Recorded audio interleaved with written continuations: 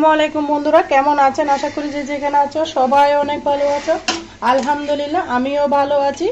আজকে নিয়ে চলে আসলাম ভেন্ডি। এখানে আমি হাফ কেজি ভেন্ডি নিয়ে নিয়েছি। ভেন্ডিটাকে আগে থেকে মুখটা কেটে নিয়েছি, ধুয়ে নিয়েছি। এই পর্যায়ে একটা মাঝখান থেকে কাট দিয়ে দিচ্ছি। ভেন্ডি যেহেতু আমার একদম কচি, সেজন্য আমি মাঝখান থেকে কাট দিয়ে দুই ভাগ করে নিচ্ছি। একদম জটপটা রেসিপি, গরম ভাতের সাথে রুটি পরোটার সাথে জমে যাবে এই ভেন্ডি রেসিপি।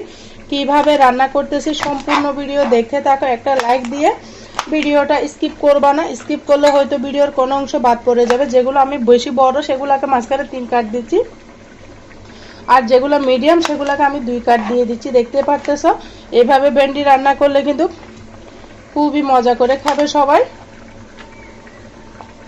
সবগুলো। আর ভেন্ডি বন্ধুরা কাটার আগে ধুয়ে নিতে হয়। তোমরা যারা নতুন আছো তাদের উদ্দেশ্যে বলতেছি, ভেন্ডি কাটার পরে ধোয়া যায় না। অবশ্যই ভেন্ডি রান্নার ক্ষেত্রে কাটার আগে ধুয়ে নিতে হবে, না হলে কিন্তু কাটার পরে ধোয়া যাবে না। আমার সমস্ত ভেন্ডি আমি কেটে নিয়েছি, দেখতে পারতেছো।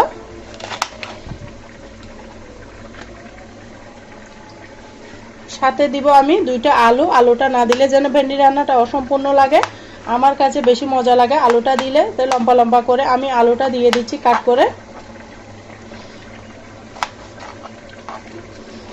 একদম সহজ, কোনো হাতের কাছে থাকা মশলা দিয়ে কিন্তু এই জটপটার রেসিপিটা বানিয়ে নিব।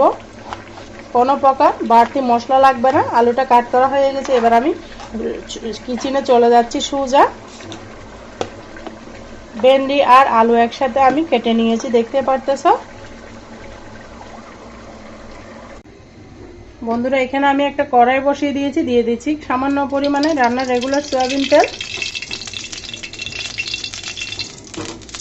যে তেলটাকে ঝাঁকিয়ে নিব, তারপর দিয়ে দেব কেটে রাখা আলুগুলা।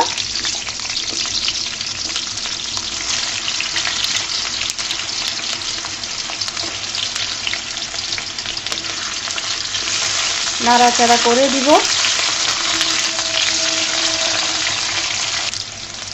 তারপর এখানে অ্যাড করে দেব সামান্য পরিমাণের লবণ, খুবই সামান্য পরিমাণের হলুদ দিয়ে আমি আবারও নাড়াচাড়া করে দিব। আলুগুলোকে লাল লাল করে ভেজে নিব। আর বন্ধুরা ভিডিও দেখতে দেখতে যারা এতটুকু এসে গিয়েছে প্লিজ বন্ধুরা একটা লাইক দিয়ে দাও। আর আমার চ্যানেলে নতুন বন্ধু হয়ে থাকলে প্লিজ বন্ধুরা চ্যানেলটিকে সাবস্ক্রাইব করে দেওয়ার অনুরোধ রইল। পাশে থাকা বেল বাটনটি প্রেস করে দাও, যেন আমি ভিডিও দেওয়ার সাথে সাথে নোটিফিকেশনটা সবার আগে তোমাদের কাছে পৌঁছে যায়। আলুগুলোকে আমি লাল লাল করে ভেজে নিয়ে আসতেছি। দেখো বন্ধুরা আলুগুলো আমার ভাজা হয়ে গিয়েছে। আলুগুলোকে আমি উঠিয়ে নেব, একদম লাল লাল করে ভেজে নিয়েছি, দেখতে পারতেছো।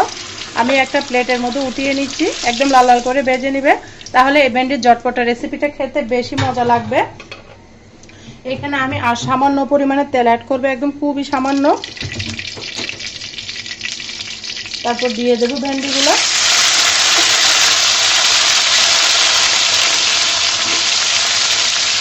সমস্ত ভেন্ডি আমি দিয়ে দিচ্ছি। এভাবে রান্না করলে বন্ধুরা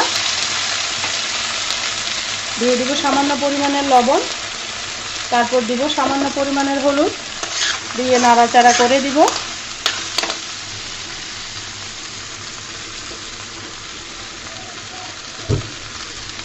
চুলার আগুনটা কিন্তু আমি বন্ধ করে দিয়েছিলাম, তেলটা বেশি গরম হয়ে গিয়েছিল, আগুন উঠে যাবে সেই জন্য।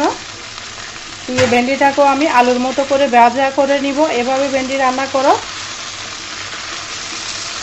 ভেন্ডিটা ভাজার পরে ফিরে আসতেছি বন্ধুরা। দেখো বন্ধুরা ভেন্ডিটাকে আমি ভাজার জন্য অপর চুলার মধ্যে দিয়ে দিব। এই চুলার মধ্যে আমি একটা জিনিস তেলে নিব, দিয়ে দিলাম একটা ফ্রাই প্যান।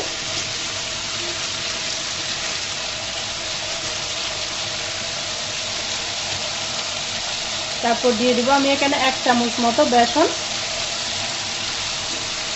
বেসনটাকে আমি ভাজা ভাজা করে নিব, শুধুমাত্র যেন কাঁচা গন্ধটা চলে যায় সেই পর্যন্ত ভাজা করে নিব।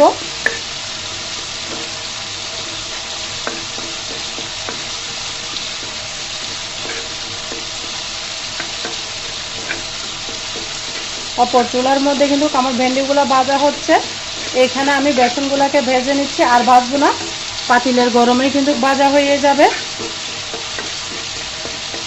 ভাজা হয়ে গেছে, দেখতে পাচ্ছেন এরকম কালার আসলে চুলাটা বন্ধ করে দিতে হবে। আমি নামিয়ে নিচ্ছি। আমার ভেন্ডিটা কিন্তু ভাজা হয়ে গেছে, আমি উঠিয়ে নিব। আলুর পাশে উঠিয়ে নিচ্ছি।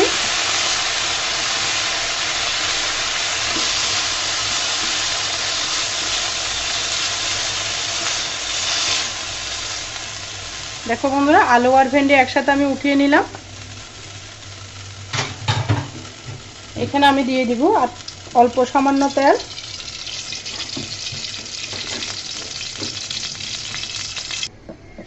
দিয়ে দিব এখানে আমি শুকনা মরিচ, তারপর দিব দুইটা মাঝখান থেকে তেজপাতা ছিঁড়ে,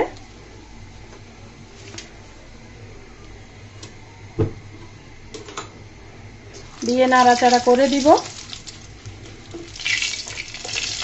তারপর দিয়ে দেব হাফ চামচ আস্ত জিরা, আবারও দিয়ে নাড়াচাড়া করে দেব সুন্দর গন্ধ আসা পর্যন্ত।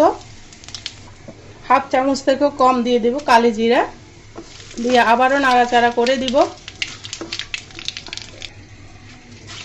দিয়ে সুন্দর একটা গন্ধ আসা পর্যন্ত ভাজা করে নিতে হবে। দিয়ে দেব কিছু আদা কুচি, আদাটা খুব সুন্দর করে ভাজা করে নেবে, একদম ঝটপটা। হাতের কাছে থাকা মশলা দিয়ে কিন্তু এই রান্নাটা রান্না করা যায়। দিয়ে দিব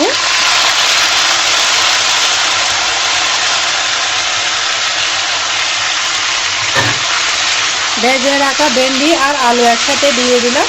দিয়েছে ভেন্ডিগুলোকে সুন্দর মতো নাড়াচাড়া করে মিশিয়ে দেব তেলের সাথে, পুরনের সাথে। এখানে আমি কিছু মশলা অ্যাড করে দিচ্ছি। দিয়ে দিচ্ছি স্বাদ মতো লবণ, তারপর দিব সামান্য পরিমাণের হলুদের গুঁড়া, তারপর দিব ধনিয়া জিরার গুঁড়া, তারপর দিব খুবই সামান্য লাল মরিচের গুঁড়া। একদম অল্প মশলা দিয়ে কিন্তু এই রেসিপিটা বানানো যায় বন্ধুরা, কোনো ঝামেলা করতে হয় না, অনেক গাদা মশলার দরকার হয় না। হাতের কাছে থাকা অল্প মশলা দিয়ে এই রেসিপিটা তৈরি করে নেওয়া যায়। খেতে অসাধারণ, সাধারণ রেসিপি কিন্তু খেতে কিন্তু অসাধারণ লাগবে। দিয়ে সুন্দর মতো নাড়াচাড়া করে নিব।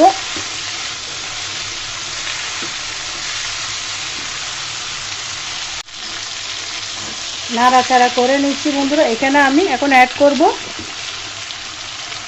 টমেটো পেস্ট, গুলো আমি ব্লেন্ডার করে ডিপে রেখেছি, সেগুলো দিয়ে দিচ্ছি 1 চামচ মতো। দিয়ে আবারও নাড়াচাড়া করে দিব। আমার ভেন্ডিটা কিন্তু সিদ্ধ হয়ে গেছে, দেখতে পাচ্ছ। এই পর্যায়ে অ্যাড করে দিব। নাড়াচাড়া করার পরে অ্যাড করে দিব আমি এখানে ভেজে রাখা সেই বেসনগুলা। এই বেসনটা দেওয়ার কারণে ভেন্ডির স্বাদ কিন্তু দ্বিগুণ বেড়ে যাবে বন্ধুরা। তোমরা যদি বেসন দিয়ে ভেন্ডি রান্না করে না থাকো, তবে এই ঝটপটা রেসিপিটা একবার হলেও ট্রাই করবা। খেতে কিন্তু কম, দেখতে পাচ্ছ আলুটাও কিন্তু সিদ্ধ হয়ে গিয়েছে। কোনো প্রকার পানি ব্যবহার করি নাই আমি। এইভাবে সুন্দর করে চুলার আঁচটা কমিয়ে ভেন্ডিটাকে রান্না করে নিয়েছি। দেখে তো আমার খেতে লুপ লাগতেছে। পরিবেশন করে দেখিয়ে দেব কেমন হয়েছে আমার ঝটপটা ভেন্ডি রেসিপিটা।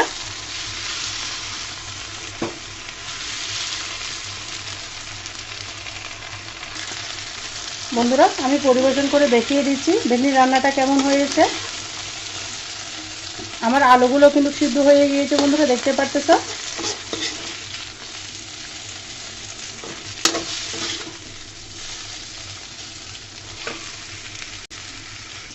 কেমন হয়েছে ভেন্ডির রান্নাটা অবশ্যই ছোট্ট একটা কমেন্টসে বলো বন্ধুরা।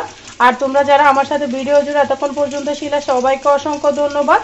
সবার জন্য মন থেকে অনেক অনেক দোয়া রইল। যারা লাইক কমেন্ট করতে ভুলে গিয়েছো, ছোট্ট একটা লাইক কমেন্ট করে দাও। আর আমার কথার মাঝে যদি কোনো ভুল ত্রুটি হয়, সবাই আমাকে ক্ষমার দৃষ্টিতে দেখো। সবাই ভালো থাকো, সুস্থ থাকো। আমার জন্য, আমার পরিবারের জন্য দোয়া করো। আল্লাহ হাফেজ। আসসালামু আলাইকুম ওয়া রাহমাতুল্লাহি ওয়া বারাকাতুহু।